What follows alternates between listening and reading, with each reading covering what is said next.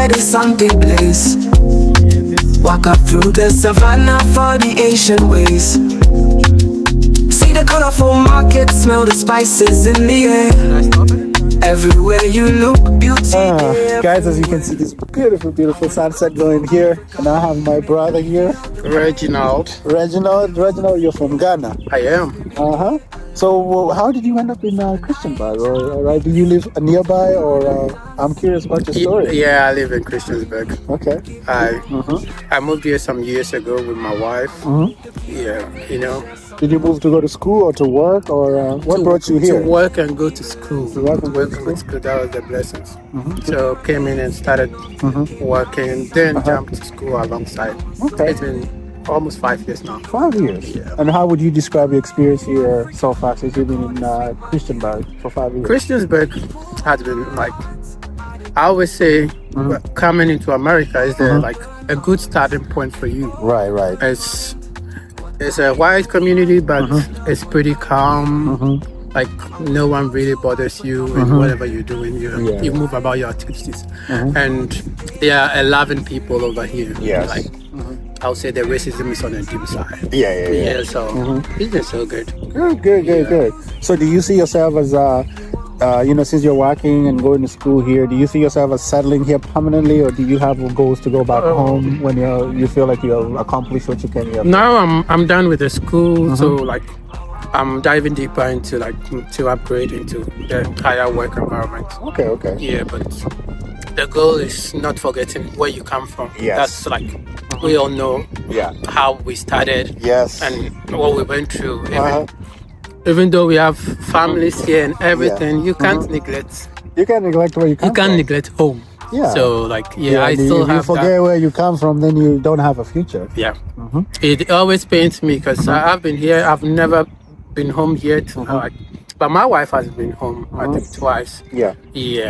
But I'm looking at this is like, you have to start visiting gradually. And it's also, it costs a lot to just go back home. That is it. And that's the other thing. The cost of even a plane ticket, depending on what time you're able to go or what you can afford, it's pretty pricey. It's not, you're talking about thousands of dollars, and especially if you have a family or even yourself sometimes. If you get lucky, maybe it's... Talking about dollars, I had my mom come, I think, last year, and the ticket was $2,876. That's exactly. That's a lot of money. So when I think about going home with that amount, I'm like, the African mentality. Like, I know. Why not send that money to them for something? Or you could have put a whole house back home. That's a lot of money. Or started a business. Yeah. So that is the amazing thing. Even me, when I first came here, it took me 14 years to go back home. Yeah. Because I could not afford it. I did not have came here to go to school, and then once you finish school, you also have to be documented, have the right documentation. True. Because this country, obviously, now there's a big debate about being illegal or being criminal because you don't have papers. But it's a big deal. But I feel for you because it took me 14 years to go back home, and now that I'm in a place where I'm able to maybe save up once in a while working, and then we go visit family. But definitely... Not that we forget about family. It's always on our mind. Like the way we were brought up in Africa, the setting is different. It's different from America. Yes. We are a family people, so we never forget them. It's just that why you're here. Yes. The vision that's driving you, and that a whole lot is depending on you. People down are looking at you, so you need to be ready before making such a move. When you land home, every person thinks that you're coming from America, that you're a rich man. Oh yes, that you're a millionaire. But they don't understand half the time you're struggling, you're trying to make ends meet, you're trying to, and also supporting people. Like for me, I'm the firstborn in my family. So a lot of things, like setting up example for my siblings and things like that. It's a very difficult road, but for us, you see what we have here today, this gathering of Africans. It's African excellence. That's what I'm calling it. And it also feels like it's a sense of being home away from home. Because we don't get this anywhere else. It's a moment to remind ourselves of where we really come from and how far God has brought us. Because that part. you look at all those that are here today, it's all like excellence, you know, Yes. that sort of thing. Exactly. If it was to be happening in Africa and you have a meeting like with your kinsmen and everyone is coming down with this thing. This is a big gathering. It is. So like it when we is. gather this way and you look at it, like we appreciate God because it's not easy. Like people don't find it easy. Like no, it's not. Excelling in this like it takes time. It takes everything. Takes time. It takes and also if if you don't have legal documentation, that is even it's a nightmare. It's like like right now, a lot of people that we know, Africans that have come here or immigrants from other countries. Because of this current government administration, people are scared. They don't know what's going to happen. Lying low now. They're lying low. And because it used to be that you could come here even if you're not undocumented. You go to school, you finish, you can work, you can do things. But things have changed, and it's a scary time for everybody right now. It is. Yeah. So we appreciate the moments like this. Right. I've coming here. It took me 2 months before I saw the first black person. Wow. And not to talk of neighbors. My neighbors are I never saw them or anything. But once I met the African community, which are more Kenyans, we bonded. Yes. And we started that community sort of because. And it doesn't matter that I'm from Kenya, you're from Ghana. What tribe you're from? No one understands you better than someone who has your skin color.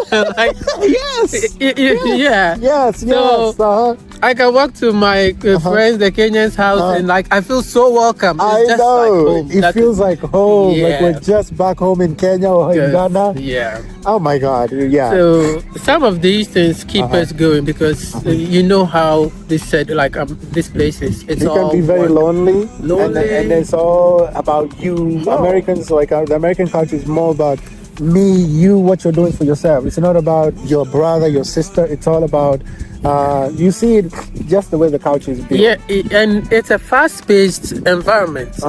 You are going, you are coming. You're going, you're making the money is going. Yes. That sort of thing. And if you want to, unlike in Africa, Saturday, you are done with work. You are going to enjoy yourself, take time over the weekend.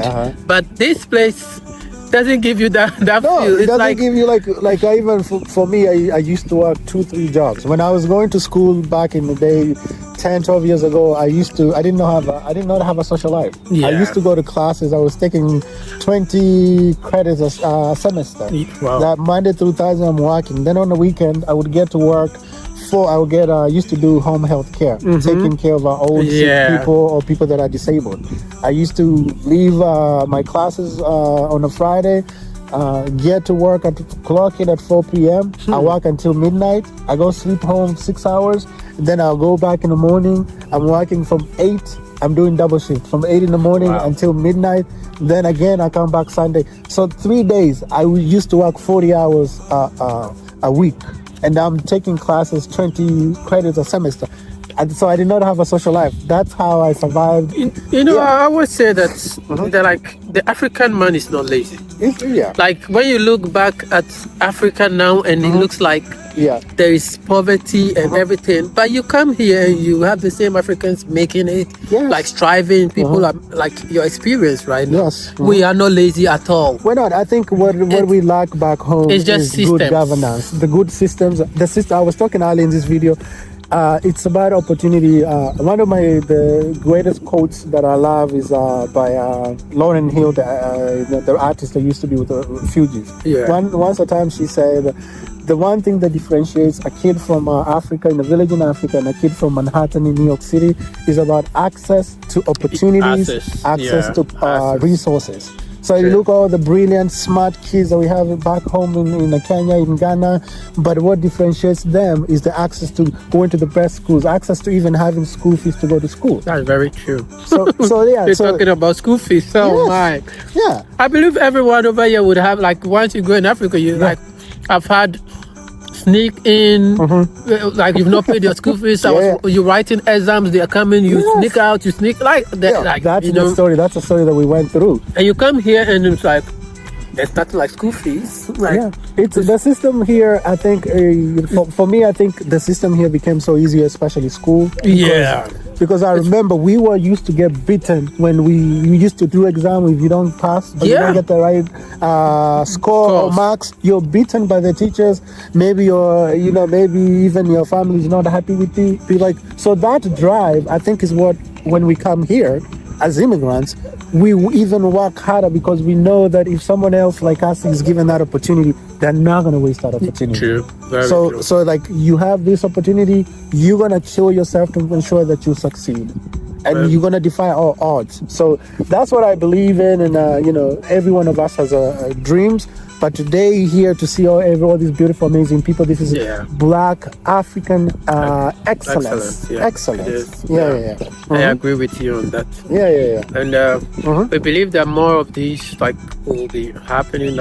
Because what saddens me is when Africans, we come here and we get so much hooked up to the system and forget where we come from, especially in inculcating this into our kids. Yes. It's but also I think it's the culture here. The culture, it's so hard. Like, I was joking with my the other Kenyans here. Yeah. Here, you and I, we talk here. We know we have our African accents and whatnot. Yeah. But if you and then you talk to an American who's born here, sometimes they're like, "What did you say? I don't understand you." Like, they say you have a very strong African accent. And then I go back home. My people back home, they say, you sound American. And I'm so that is a funny thing. Yeah, it is. Yeah. But for me, at least, home is, where I was born, back home. Yes. And everything I do here, the goal is to always give back home and invest back home. Yeah. So I'm always curious to see when I meet other Africans who are from different regions, whether their goal is to stay here or they have plans to go back, or what they see this culture and what, especially raising kids, as you say, it's very, very hard. Oh yeah. I have 2 boys. I have 1 boy. Sometimes I just get scared. Well, we don't know the future. We can only pray and believe God to help. We believe, believe God. You know what you've been through. You know the experience you've had. You know that it has shaped you to become who you are now. Yes. And you want that for your children. I know. Like, even in this system, you wish that the culture here, but it's different. But hopefully, in our homes inside is where we can give our little best to them. Yeah, so and I think my biggest goal and the things that I strive to do is to at least take my son, maybe if I can afford it, take my son back home, so he can he can learn from where he comes from. He needs to appreciate where. Like for instance, the first 10 years of my life, I did not have a pair of shoes on my feet. We used to walk to school, all do this, but so even that concept, it's like a foreign concept. So I wish that I want to expose my son to things like that, because this privilege that you have here, it's not what we came here for.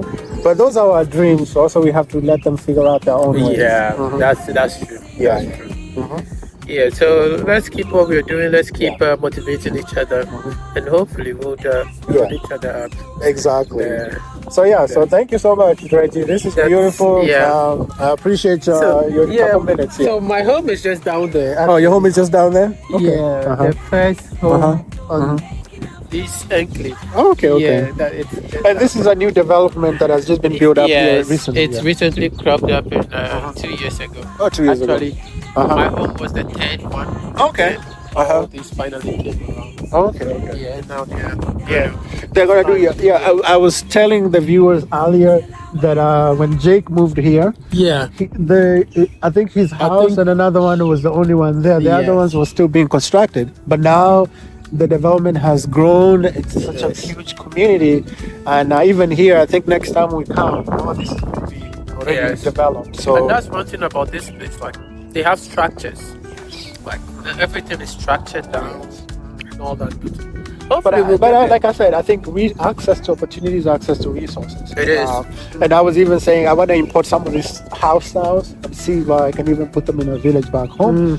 But at the same time, we don't lack anything in Africa. It's just access and resources and good leadership to build the infrastructure and put it in place so that we can stop depending on the outside It's also world. about like mindset. You know, it's like it so happens that when you come here, Yes. it's like you get a whole new mindset. Yes. A whole new.